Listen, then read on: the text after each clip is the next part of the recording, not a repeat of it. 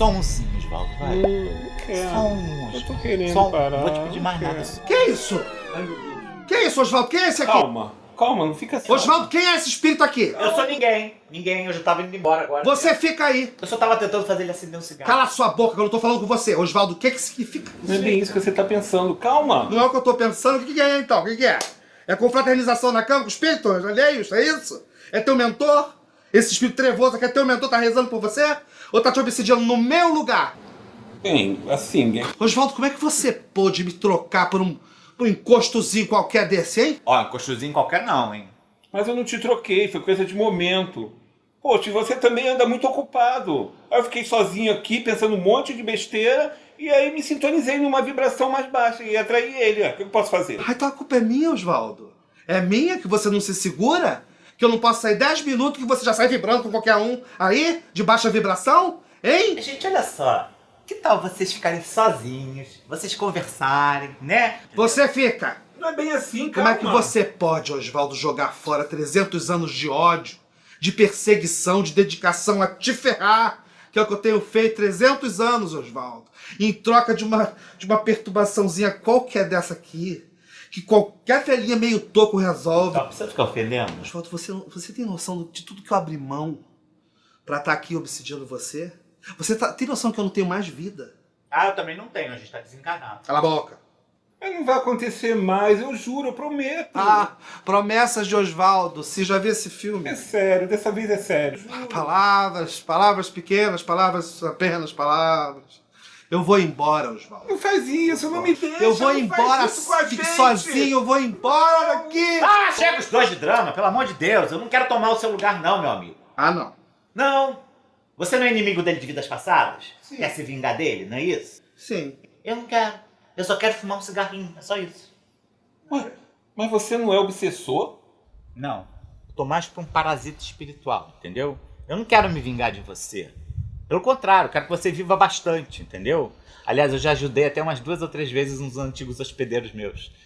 Eu quero que você viva bastante pra gente poder fumar junto, beber. E como é que alguém pode viver bastante fumando, bebendo por dois? Porque é por ele e por você, né? É modo de dizer, entendeu? Eu quero que ele viva muito, pra ter muita energia vital, pra poder sugar bastante, entendeu? Que fofo você, hein? Ah, eu sou. Tá vendo? Eu não te troquei por ninguém. Poxa, quem é o meu obsessor fofão?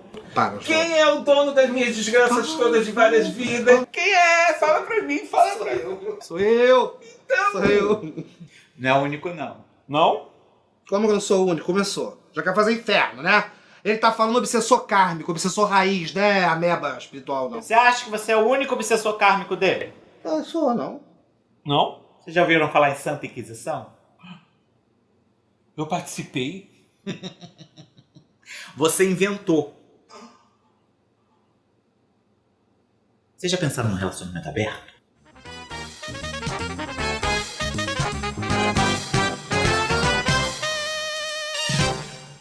Bonito. Que bonito, hein? Que cena mais linda, será que eu estou atrapalhando o parasita aí? Não sei se acendo de uma vela, faço uma oração. Acho que vou botar teu nome na desobsessão. E se você continuar assim, no seu fim não será mais que um caixão de 50 reais.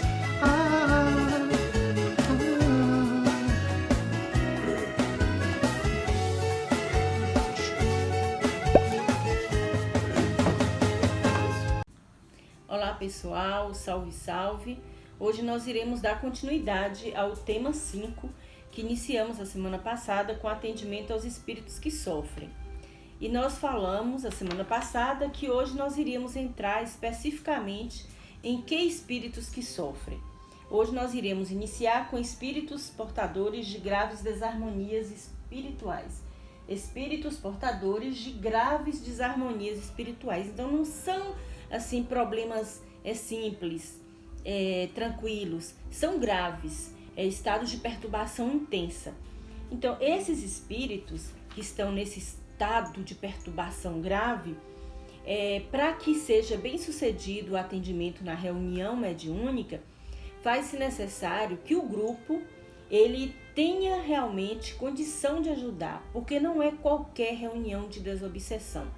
é uma reunião que requer experiência, maturidade do grupo, e o grupo precisa aprender como lidar com eles, porque eles requerem um atendimento mais específico, um atendimento mais equilibrado, um atendimento com mais força do grupo, com mais energia, porque é um estado grave de desarmonia, não é uma desarmoniazinha, é um estado grave.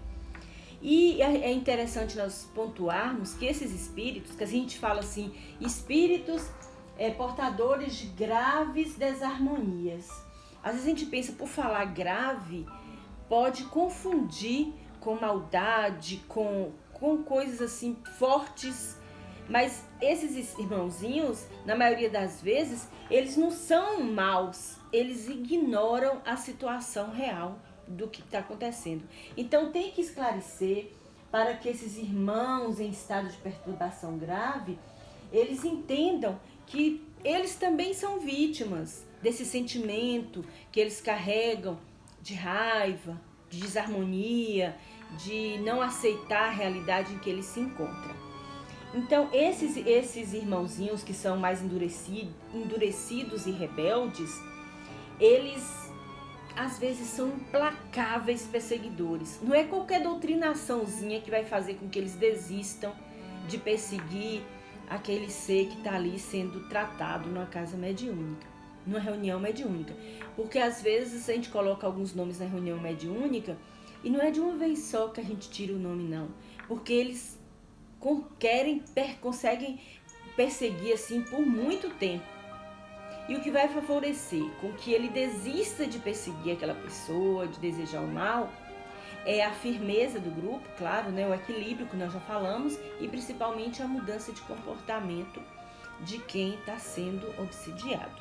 Por isso que a gente sempre recomenda em quem está passando por um processo de desobsessão, a pessoa que é levado o nome lá para casa, a fazer o evangelho em casa, a buscar tomar passe, porque o grupo por si só, na hora que reúne, pede, orienta para aquele irmão entender que não vale a pena estar perseguindo, se ele encontrar portas abertas no outro, ele volta novamente. E na maioria das vezes, o que a gente escuta eles falar é assim: mas eu não quero estar lá não, ele me chama.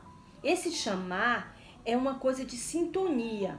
Às vezes o irmãozinho que está sendo tratado fala, eu chamar? De maneira alguma, eu não quero essa obsessão. Eles vão dizer isso. Mas a sintonia é que atrai os espíritos. A nossa sintonia na agressividade, nos maus pensamentos, todos os nossos vícios morais faz com que esses irmãos encontrem essa sintonia em nós. Então, são implacáveis perseguidores. E geralmente esses irmãozinhos, eles foram homicidas e obsessores. Então, Emmanuel, ele cita no livro Seara dos Médiuns, que são irmãos problemas. Ele não deixa de colocar a questão de problema, porque é uma coisa que tem que ser resolvida, mas ele coloca irmão antes de problema. Então, se você tem um irmão e você quer ajudar aquele irmão, por mais que ele errou com você, que ele te magoou, que ele gritou, que houve qualquer desafeto, mas se você olha ele como seu irmão, você dá uma nova oportunidade, você compreende, você trata com amor, mesmo que naquela hora tenha uma raiva danada, mas se você vê alguém falando mal daquele irmão seu, você já não gosta, se você vê alguém maltratando. Então, em todos os processos, a gente coloca a questão do meu irmão, antes de dizer um obsessor, as coisas fluem de forma mais tranquila e com mais caridade. Então, quando Emmanuel diz no livro Seara dos Médiuns, que esses irmãozinhos portadores de graves desarmonias espirituais são irmãos problemas, é nesse sentido que eles requerem um atendimento, é claro, né, seguro. O grupo tem que estar seguro, equilibrado, pleno de amor. Aí que vem a questão do irmão, pleno de amor. Eu vou tratar com amor, com paciência. Às vezes até no nosso convívio é difícil às vezes, a gente ter paciência com os mais próximos, mas requer. E compaixão. Se eles se apresentam numa reunião mediúnica dizendo que vão fazer e acontecer, eles são dignos de compaixão pelo estado de ignorância em que eles se encontram. Como eu falei no início, eles são mais ignorantes do que são maus. Eles desconhecem a lei de causa e efeito, eles estão se comprometendo frente às leis divinas. Então eles acham, eu tenho que fazer justiça com minhas mãos, porque eu fui ferido, eu fui magoado, eu fui traído, né? Então eles ignoram o estado das consequências de leis de causa e efeito. Então, eles têm alguns deles se apresentam com algumas deformidades espirituais, porque eles estão fixados nas enfermidades e mortes súbitas. Aqueles que desencarnam, que ficou doente por muito tempo, e aí ficou naquela doença, na psicosfera dele, na maioria das vezes eles ainda se apresentam com essas deformidades espirituais, porque eles estão fixados nas enfermidades e principalmente mortes súbitas. A pessoa entra num carro pensando que vai fazer uma viagem tranquila, que vai estar tudo tranquilo, vou de férias, etc. Ele não sai de casa achando que ele vai morrer. Aí acontece um acidente e ele se vê do lado de lá. Olha o estado de perturbação. Então foi uma morte súbita. Ou então ele foi vítima de um assassinato.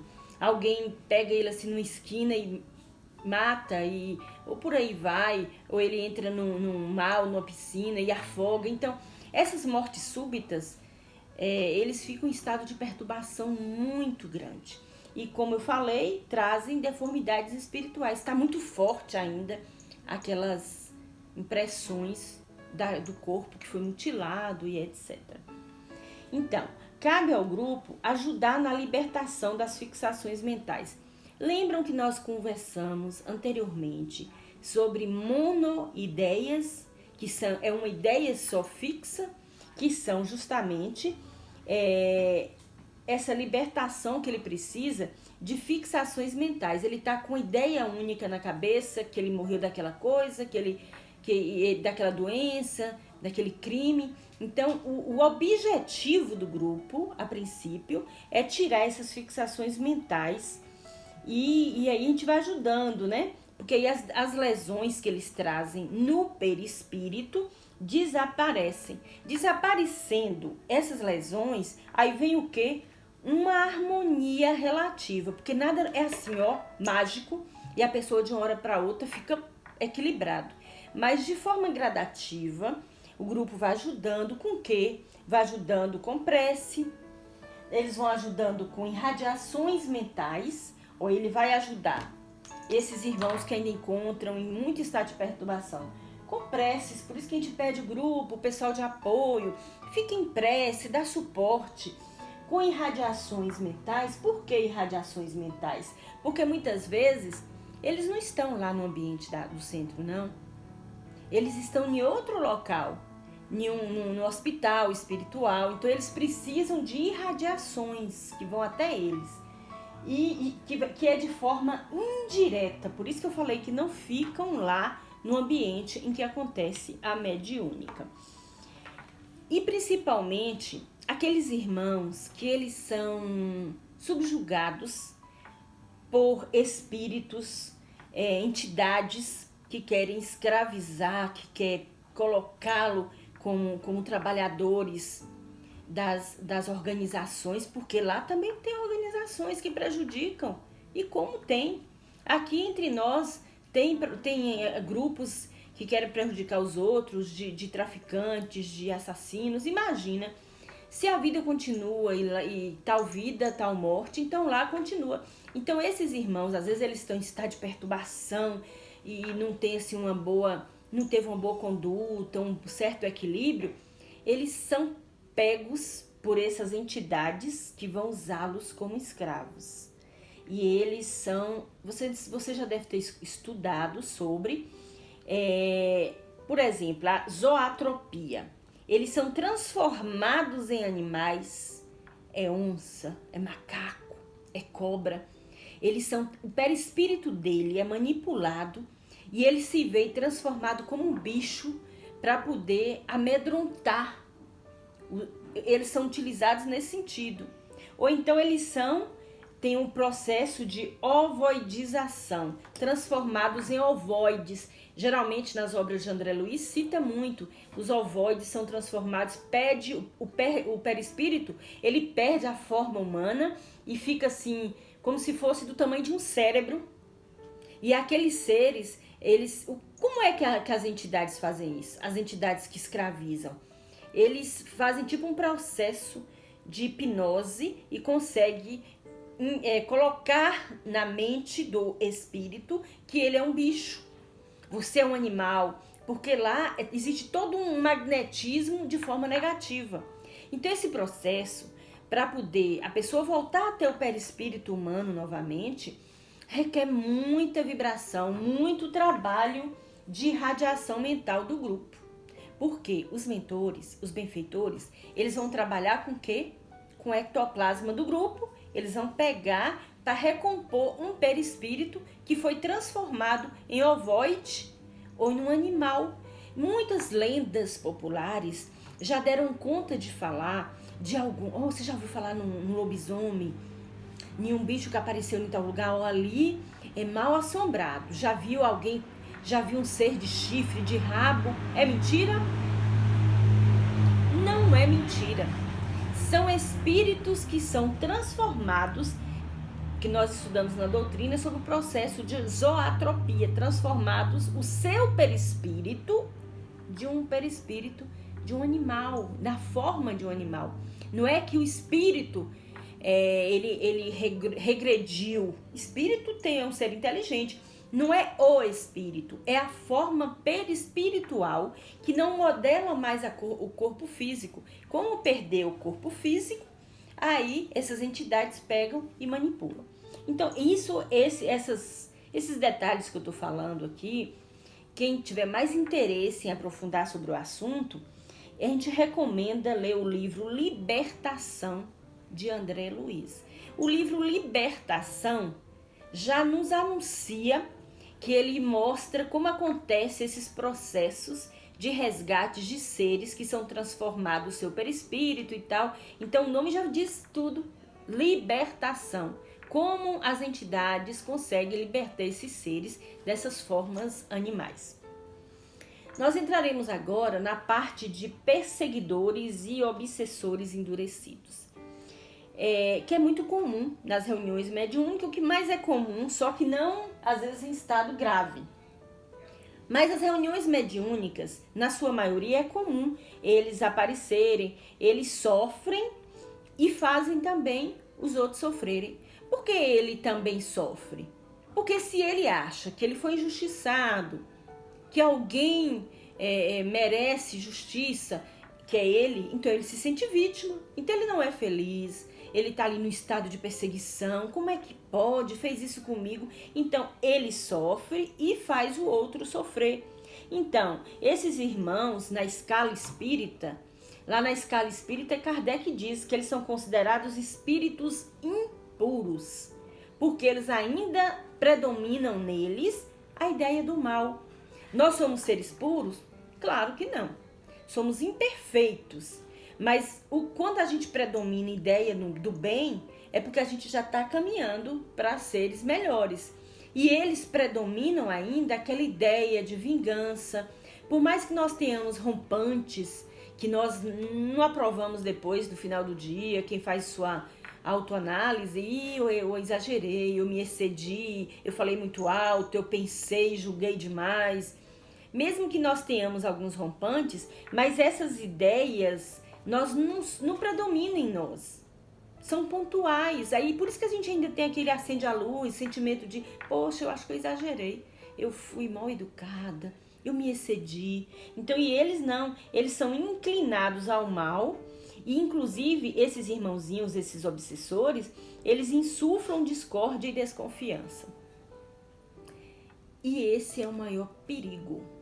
Sabe aquela hora que a pessoa está assim em dúvida se a outra falou para ela alguma coisa com agressividade ou não, e eles encontram uma sementinha, uma nuvenzinha cinza aqui próximo, qualquer duvidazinha eles aproximam, insuflando discórdia e desconfiança. Aí fica, como se fosse uma vozinha no nosso ouvido.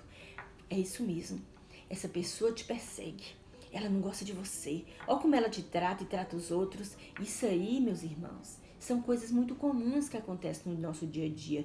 Quando a gente começa a ouvir eles insuflando, não somos nós não. Olha pra você ver como tá tratando fulano e tá tratando você. Olha, tirou a melhor fatia do bolo pra você. Olha, beijou fulano e nem falou com você direito. Eles ficam no nosso meio o tempo todo, utilizando de qualquer duvidazinha nossa. Por isso que no Evangelho de Jesus é bem claro a recomendação de orar e vigiar. Veio um pensamentozinho assim de ciúme, de vaidade, porque o ciúme, o egoísmo, a vaidade é que faz com que eles se aproximam. É como se fosse um imã. Eu comecei a ter ciúme, eu comecei a ter raiva. Eles, olha lá, ela tá com raiva. Porque eles não precisam escutar o que eu falo. Nós já falamos e nunca é demais falar. O que importa para eles são os nossos pensamentos. Nós, ainda encarnados, precisamos externar com a voz o que a gente está pensando, sentindo. Eles não. Ninguém engana ninguém. Eles veem as nossas formas, pensamentos, que são como nuvenzinhas cinzas, aí eles grudam. Já quando eles tentam colocar ideias e a gente está em outra sintonia, eles vão lá, sabe, parece que está blindado, bate e volta. Ali tá difícil, não tô conseguindo não. Aí qualquer vacilo nosso, qualquer aberturazinha, eles encostam. E eles podem ter esses processos obsessivos. Muitas das vezes as pessoas pensam que é só do passado. Ah, foi meu inimigo de outra vida. Nem sempre. Esses podem ter ligações pretéritas com o encarnado ou não. Então, eles têm que ser tratados com bondade, mas nunca esquecendo da firmeza. E às vezes a gente fica pensando tudo que foi de vida passada e às vezes é um problema atual. Eles têm algum projeto de prejudicar alguém e nós estamos no meio do caminho e não necessariamente tem ligação conosco. Aí eles dizem, mas é um absurdo, eu já estava conseguindo derrubar fulana, a outra veio pedir uma prece por ela e tá ajudando, aí tem ligação comigo de outra vida? Mas eu interferi no caminho dele, aí ele vem. Então isso eles ameaçam inclusive muito nas reuniões de desobsessão, em que o doutrinador está lá firme. Por isso que fala, tratar com bondade, mas com firmeza. E eles desafiam, você não mexe comigo não, você não fica protegendo fulano não, porque ele é meu, você não mexe não. Eles ameaçam, eles falam que vai fazer acontecer. E tem doutrinador que não anda vigilante e não tem muita fé, porque somos trabalhadores do Cristo. Se somos trabalhadores do Cristo, estamos praticando bem, a ameaça não pode nos amedrontar. Porque o trabalho do bem é luz, e a luz sempre é maior do que as trevas. É o momento de exercitar a nossa fé, é o momento de a gente colocar-se em prova como é que eu estou. Então e não tratar eles como adversário, não. Quem é você para poder me ameaçar? Não. Ô, meu irmão, o que é isso? Eu não te desejo mal. Olha, quebrando a vibração. Eu não te desejo mal, eu estou pedindo por fulano, mas eu peço também por você. Você já desarma um pouco. E se for verdade o seu discurso, né? Se você fala realmente sentindo o que você está falando. Não é só falar palavras decoradas, que nós já bem falamos sobre isso. Então, alguns povos transformam essas divindades maléficas que são transformadas em animais em divindades deles adorarem, ou demônios, maus gênios e espíritos do mal. Então, muitas culturas que viam esses espíritos com essas formas animais, que eles às vezes colocam mesmo para poder eles amedrontarem, raba, chifre, etc. Então, muitos povos transformam eles em divindades maléficas ou demônios, maus gênios e espíritos do mal. Se necessário, fazer indução hipnótica. Há casos que há necessidade de fazer indução hipnótica, que é ele rever o passado, a sua forma de fato, como é que é humana, que é utilizado, nós já estudamos sobre isso, um aparelho chamado condensador ectoplásmico, que é onde tem tipo uma tela, aí mostra na hora, a espiritualidade traz esse condensador ectoplásmico e eles projetam as cenas para a pessoa lembrar da infância, aí ele vai sendo induzido, que há uma indução hipnótica, há necessidade para ele retornar à forma dele. E o último ponto desses irmãos portadores de graves desarmonias são os espíritos suicidas. Existem 2 tipos de espíritos suicidas. O grupo de espíritos suicidas inconscientes, ou, o nome já fala, né? Indiretos, ou suicidas conscientes. Os suicidas inconscientes são aquelas pessoas que eles abusaram da sua saúde com vícios vários, com exageros para desarmonizar seu corpo, bebida, fumo, outras substâncias. Então ou então alguns esportes muito radicais, então são considerados, sabe, suicidas inconscientes, porque eles não queriam, eles achavam que estavam certo. Já os suicidas conscientes são aqueles que planejam, eu quero morrer, não dou conta, tá muito difícil, eu não estou aguentando. Então eles planejam e executam a destruição do próprio corpo. Tudo isso, suicidas inconscientes e conscientes, de qualquer forma, eles são vítimas do próprio engano, porque eles querem fugir, eles acham que suicídio é assim, apagou a luz e eu não vou ver mais nada, eu não vou sentir mais nada, vai ficar tudo escuro e eu não aguento mais. Então eles são vítimas dos enganos porque eles não acreditam na vida pós-morte. Se todas as pessoas tiverem essa consciência de que a vida continua, não é que sejam espíritas, não vai existir suicídio. Porque tal vida, tal morte. Se tem uma consequência do lado de lá. Então eles são vítimas do próprio engano deles. E nós indicamos, quem quer entender como funciona esse processo do lado de lá após um suicídio, é a obra Memórias de um Suicida, de Ivone Pereira. Inclusive, ele em áudio, quem quiser olhar no YouTube, se você vai assistir nas aulas, são relatos muito ricos de detalhes, como eles se viram do lado de lá. Essa questão de suicídio é tão assim tocante e importante que tem uma parte aqui do livro, já na página 201, quem diz assim: de todos os desvios da vida humana, o suicídio é talvez o maior deles, pela sua característica de falso heroísmo, de negação absoluta da lei do amor e de suprema rebeldia à vontade de Deus, cuja justiça nunca se fez sentir junto aos homens sem a luz da misericórdia. Então é o maior engano que nós temos. Então, de qualquer forma, voltando ao tema principal, esses espíritos portadores de graves desarmonias, tem um que eu falei há pouco, que Emmanuel considera como irmão problema. Ele cita: são sempre muitos, contam-se às vezes por legiões, isto no Evangelho já dizia, de Jesus. Mostram-se desencarnados da esfera física e comunicam a peçonha do desespero, mesmo achando mortos, mas eles continuam comunicando com desespero. Facilmente identificáveis, sinalizam a rebeldia. Falam em dever e inclinam-se à violência. Referem-se ao direito e transformam-se em vampiros. Criam a dor para os outros, encarcerando-se na dor de si mesmo. Sofrem e fazem sofrer. São vulgarmente chamados espíritos maus, quanto mais propriamente são espíritos infelizes. Voltando à questão de tratá-los como irmãos, se o irmão erra ao seu lado, você vai falar assim: meu irmão é mau, meu irmão não presta, você não dá uma nova chance? E se somos todos filhos de Deus, se todos gostaríamos de ter uma nova chance para os nossos irmãos mais próximos, parentes, por que não acolhê-los como irmãos? São legiões, mas também tem legiões do bem. Vamos acolhê-los com amor, com verdade, com respeito e sempre acender uma luz em meio à escuridão.